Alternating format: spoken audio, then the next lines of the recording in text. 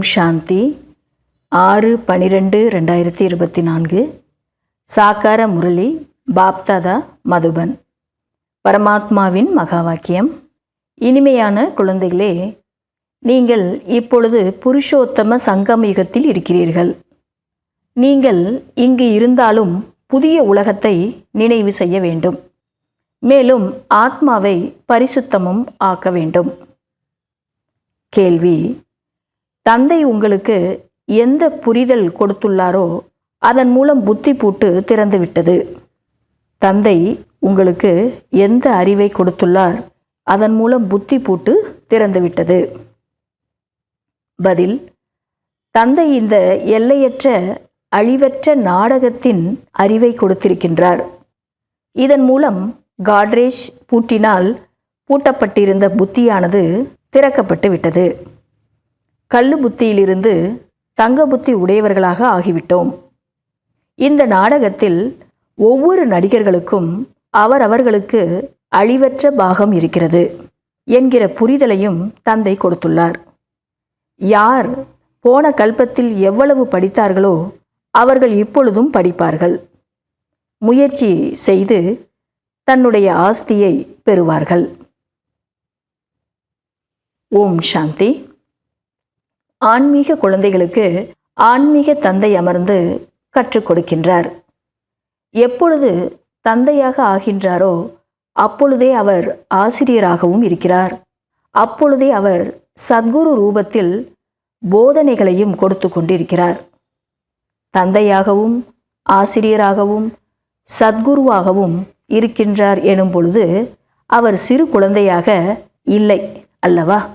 இது குழந்தைகள் நன்றாக புரிந்து கொள்கிறீர்கள். அவர் உயர்ந்ததிலும் உயர்ந்தவர், பெரிதிலும் பெரியவராக இருக்கிறார். இவர்கள் அனைவரும் எனது குழந்தைகள் என்று தந்தை அறிந்திருக்கின்றார். நாடகப்படி எங்களை தூய்மையான உலகிற்கு அழைத்துச் செல்லுங்கள் என்று அழைக்கவும் செய்தீர்கள். ஆனால் எதையும் புரிந்து கொள்வது கிடையாது. தூய உலகம் என்று சத்தியுகத்தையும் அசுத்தமான உலகம் என்று கலியுகத்தையும் சொல்லப்படுகிறது. ராவண சிறையிலிருந்து விடுவித்து, துக்கத்திலிருந்து விடுவித்து தன்னுடைய சாந்திதாமம் சுகதாமத்திற்கு அழைத்துச் செல்லுங்கள் என்று குழந்தைகள் கூறவும் செய்கின்றனர். 2 பெயர்களும் நன்றாக உள்ளது. அதாவது தந்தை சொல்கிறாங்க, இந்த சாந்திதாமம் சுகதாமம் இந்த 2 பேரும் நல்லா தான் இருக்குது. ஏன்னா அப்படி தான் நீங்கள் இறைவனை கூப்பிட்டீங்க. ராவண சிறையிலிருந்து எங்களை விடுவீங்க, சுக்கதாமத்திலிருந்து விடுவீங்க, சுகதாமத்திற்கும் சாந்திதாமத்துக்கும் அழைச்சிட்டு போங்க அப்படிலாம் சொல்லி கூப்பிட்டீங்க. ஆகையால் இந்த 2 பேரும் நன்றாக இருக்கிறதுன்னு தந்தை சொல்கிறாங்க. முக்தி, ஜீவன் முக்தி, சாந்திதாமம், சுகதாமம். குழந்தைகளை தவிர சாந்திதாமம் எங்கு உள்ளது, சுகதாமம் எங்கு உள்ளது என்பது வேறு யாருடைய புத்தியிலும் இல்லை. மனித நிலையிலிருந்து தேவதை ஆவதுதான் லட்சியம் என்று அனைவருக்கும் கற்றுக் கொடுக்க வேண்டும். இது மனிதர்களின் சிருஷ்டி உலகம். அது தேவதைகளுடைய உலகமாகும். இது மனிதர்களுடைய உலகமாகும். அது தேவதைகளுடைய உலகமாகும். நீங்கள் புருஷோத்தம சங்கம் யுகத்தில் இருக்கிறீர்கள் என்று தந்தை இப்பொழுது உங்களுக்கு புரிய வைக்கின்றார். உங்களிலும் வரிசை கிரமமான முயற்சியின்படி அறிந்திருக்கிறீர்கள். நம்முடைய ஒரு கால் சொர்க்கத்திலும் ஒரு கால் நரகத்திலும் இருக்கிறது. இங்குதான் இருக்கிறீர்கள். ஆனால் புத்தி புது உலகத்தில் இருக்கிறது. மேலும் புது உலகிற்கு யார் அழைத்து செல்லுவாரோ அவரையும் நினைவு செய்ய வேண்டும். தந்தையின் நினைவு மூலம்தான் நீங்கள் தூய்மையாக ஆகிறீர்கள். இதை சிவபாபா வந்து புரிய வைக்கின்றார். சிவ ஜெயந்தி கொண்டாடுகின்றனர். ஆனால் சிவபாபா எப்பொழுது வந்தார், வந்து என்ன செய்தார் போன்று எதுவுமே தெரியாது. சிவராத்திரி கொண்டாடுகின்றனர் மற்றும் கிருஷ்ண ஜெயந்தியும் கொண்டாடுகின்றனர். எந்த வார்த்தை கிருஷ்ணருக்கு கூறப்படுகிறதோ அதை சிவபாபாவிற்கு கூற மாட்டார்கள். அதனால் அவருக்கு ராத்திரி என்று கூறுகின்றனர். அதாவது கிருஷ்ண ஜெயந்தி, சிவனுக்கு சிவராத்திரின்னு சொல்கிறாங்க. கிருஷ்ணருக்கு சொல்கிறது போல் சிவ தந்தைக்கு சொல்லுவது இல்லையா, அவருக்கு ராத்திரின்னு சொல்லியிருக்காங்க. அதன் அர்த்தத்தையும் புரிந்து கொள்வது கிடையாது. எதுக்கு ராத்திரின்னு சொல்லியிருக்கிறோம் அப்படிங்கிற அந்த அர்த்தத்தையும் உலகத்தில் இருக்கிறவங்களுக்கு புரிந்து கொள்ள முடியல. குழந்தைகளாகிய உங்களுக்கு இப்பொழுது அர்த்தம் புரிய வைக்கப்பட்டிருக்கிறது. கலியுக கடைசியில் அளவற்ற துக்கம் இருக்கிறது. பிறகு அளவற்ற சுகம் சத்தியுகத்தில் இருக்கும். இந்த ஞானம் இப்பொழுது குழந்தைகளாகிய உங்களுக்கு கிடைத்திருக்கின்றது. நீங்கள் முதல், இடை, கடைசியை அறிவீர்கள். அதாவது இந்த நாடகத்தினுடைய முதல், இடை, கடைசியை நீங்கள் தெரிஞ்சிருக்கீங்க. யார் கல்பத்திற்கு முன்பு படித்தார்களோ அவர்களே இப்பொழுதும் படிப்பார்கள். யார் எவ்வளவு முயற்சி செய்தார்களோ அவ்வளவே பதவியும் அடைவார்கள். உங்களுடைய புத்தியில் முழு சக்கரமும் இருக்கிறது. நீங்கள்தான் உயர்ந்ததிலும் உயர்ந்த பதவி பெறுகிறீர்கள். பிறகு நீங்களே அவ்வாறு வீழ்ச்சியடையவும் செய்கிறீர்கள். யாரெல்லாம் மனித ஆத்மாக்களாக இருக்கிறார்களோ மாலைகளாக இருக்கிறார்கள் என தந்தை புரிய வைத்துள்ளார். வரிசை கிரமமாக மேலிருந்து வருகிறார்கள்.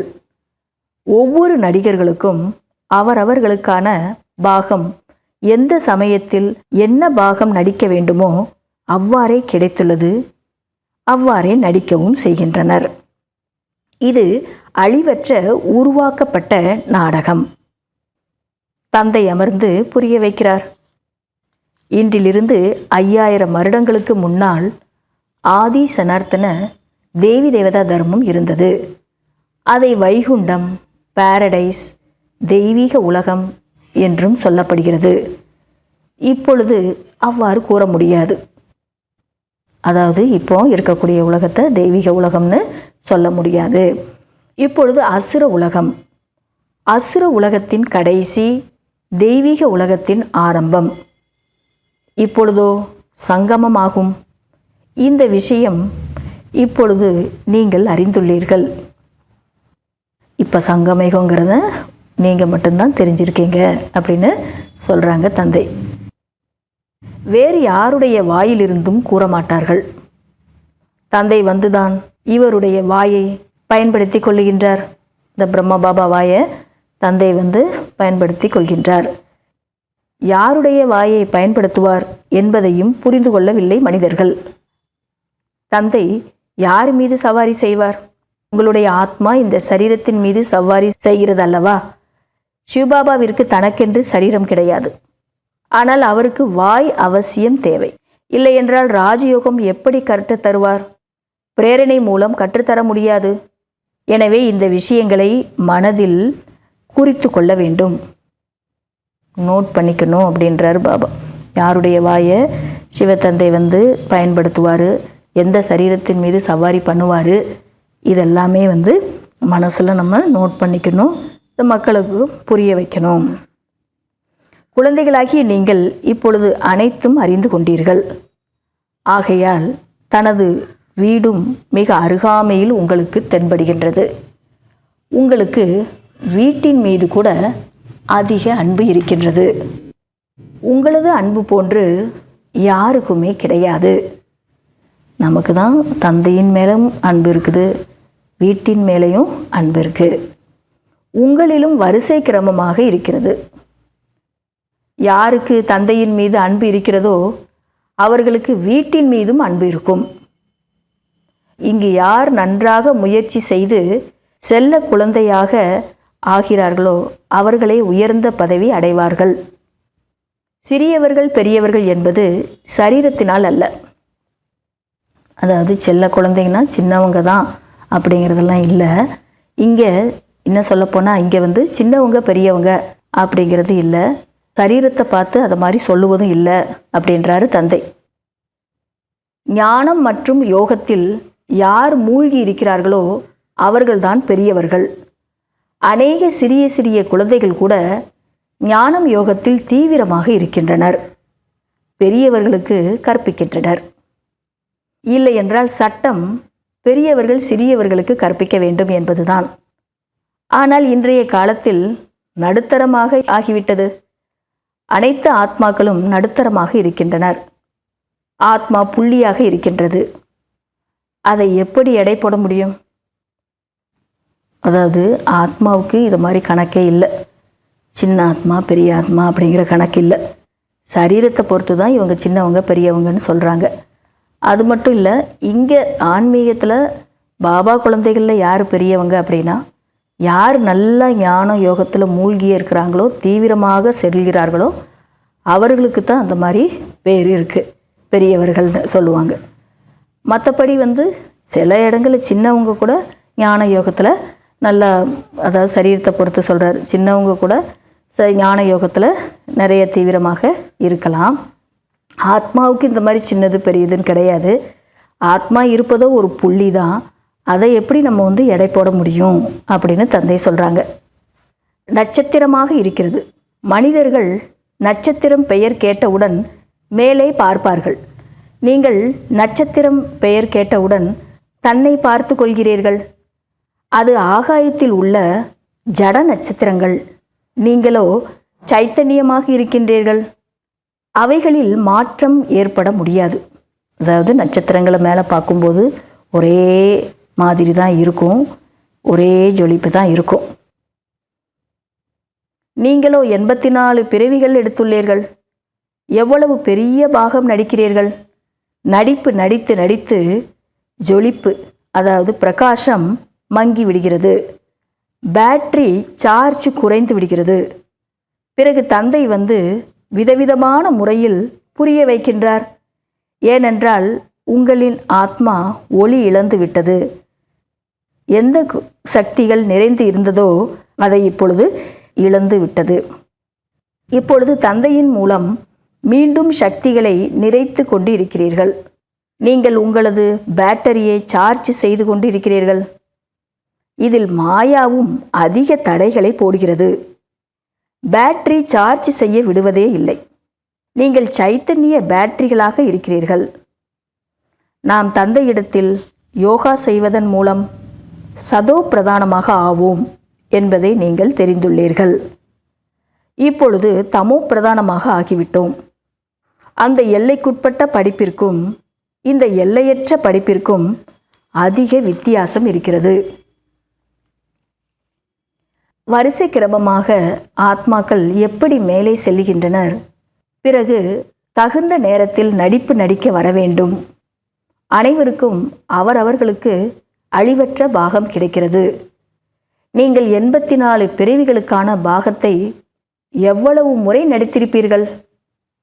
உங்களது பேட்டரி எத்தனை முறை சார்ஜ் மற்றும் டிஸ்சார்ஜ் ஆகியிருக்கும்? தனது பேட்டரி டிஸ்சார்ஜ் ஆகிவிட்டது என்பதை அறிந்த பின்பும் சார்ஜ் செய்ய ஏன் தாமதப்படுத்த வேண்டும்? பாபா சொல்கிறாங்க, 84 பிறவி எடுத்துட்டு அவங்கவுங்களுக்கு நடிப்பு கிடச்சிருக்கு. அந்தந்த பாகத்தை அழிவற்ற ஆத்மாக்கள் அழிவற்ற பாகத்தை நடிக்கிறாங்க. இப்படி நம்ம எத்தனை முறை நடிச்சிருக்கிறோம். பேட்ரி சார்ஜும் ஆகிருக்குது, டிஸ்சார்ஜும் ஆகியிருக்குது. இப்போ தனது பேட்ரி டிஸ்சார்ஜ் ஆகிருச்சு, அதை சார்ஜ் பண்ணணும். இதுக்கே நீங்கள் தாமதப்படுறீங்க, லேட் பண்ணுறது எதுக்கு அப்படின்னு கேட்குறாங்க தந்தை. ஆனால் மாயா கூட பேட்டரியை சார்ஜ் பண்ணவே விடாது அப்படின்னு சொல்கிறாங்க தந்தை. தந்தை தான் அனைவரின் பேட்டரியும் சார்ஜ் செய்கின்றார். எவ்வளவு அதிசயமான விளையாட்டு உருவாக்கப்பட்டு இருக்கின்றது. இந்த அனைத்து ஞானமும் உங்களுடைய புத்தியில் வரிசை கிரமமாக இருக்கிறது. அனைவரும் கேட்கிறீர்கள். ஆனால் சிலருக்கு அந்த நேரத்திலேயே காதுகளின் மூலம் வெளியேறி விடுகிறது.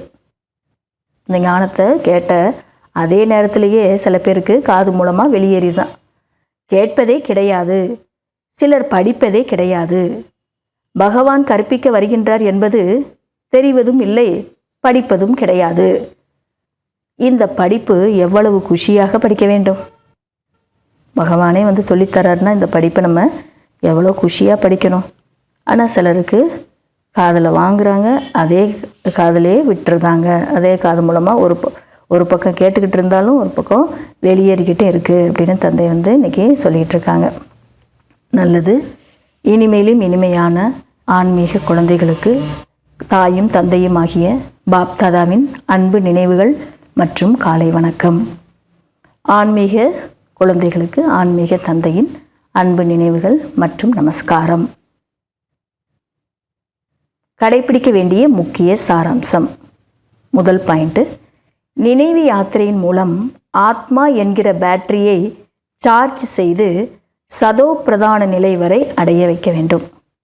பேட்டரி டிஸ்சார்ஜ் ஆகிவிடும் அளவிற்கு எந்த தவறும் செய்யக்கூடாது. செல்ல குழந்தை ஆகுவதற்கு தந்தையின் நினைவு கூடவே வீட்டின் மீதும் அன்பு இருக்க வேண்டும். ஞானம் மற்றும் யோகத்தில் மூழ்கி இருக்க வேண்டும். தந்தை என்ன புரிய வைக்கின்றாரோ அதை தன்னுடைய சகோதரர்களுக்கும் புரிய வைக்க வேண்டும். வரதானம்: ஒரு பாபாவை தனது உலகமாக ஆக்கிக்கொண்டு சதா ஒருவரின் ஈர்ப்பில் இருக்கக்கூடிய கர்ம பந்தனத்திலிருந்து விடுபட்டவர் ஆகுங்கள். எனக்கு ஒரு தந்தையை தவிர வேறு யாரும் இல்லை என்ற அனுபவத்தில் சதா மூழ்கியிருங்கள். ஒரு தந்தைதான் உலகம், அவ்வளவுதான். வேறு எந்த ஈர்ப்பும் இல்லை, வேறு எந்த கர்ம பந்தனமும் இல்லை. எந்த ஒரு பலகீனமான சம்ஸ்காரத்தின் பந்தனமும் இருக்கக்கூடாது. யார் பிறரை தன்னுடையவராக நினைத்து அதிகாரம் செலுத்துகிறார்களோ அவருக்கு கோபம் மற்றும் அபிமானம் வருகிறது. இது கூட கர்ம பந்தனம். ஆனால் பாபா மட்டுமே என்னுடைய உலகம் என்று நினைவு இருக்கும்போது அனைத்து என்னுடையது என்னுடையது என்பது ஒரு என்னுடைய பாபாவில் கலந்துவிடும். மேலும் கர்ம பந்தனத்திலிருந்தும் எளிதாக விடுபட்டு விடுவீர்கள். ஸ்லோகன்: யாருடைய பார்வை மற்றும் உள் உணர்வு எல்லையற்றதாக இருக்கிறதோ அவர்களே மகான் ஆத்மாக்களாக ஆவார்கள். இன்றைய அவ்வக்த சமிக்கை: எந்த அளவிற்கு தன்னை அனைத்து பிராப்திகளிலும் நிரம்பியவர்களாக அனுபவம் செய்வீர்களோ அந்த அளவிற்கு திருப்தியாக இருப்பீர்கள். ஒருவேளை கொஞ்சம் குறை என உணர்ந்தால் எங்கு குறை உள்ளதோ அங்கு அதிருப்தி உள்ளது. தன்னுடைய ராஜ்யம் இல்லை, ஆகையால் கொஞ்சம் உழைப்பு செய்ய வேண்டியது இருக்கிறது. ஆனால் பிரச்சனை ஒரு விளையாட்டாக ஆகிவிட்டது. தைரியம் வைப்பதால் சமயத்திற்கு சகயோகம் கிடைத்துவிடும். எனவே தன்னுடைய திருப்தி கூடவே தன்னுடைய உயர்ந்த மனநிலை மூலம் அனைத்து ஆத்மாக்களுக்கும் திருப்தியின் சகயோகத்தை கொடுங்கள். நல்லது. ஓம் சாந்தி.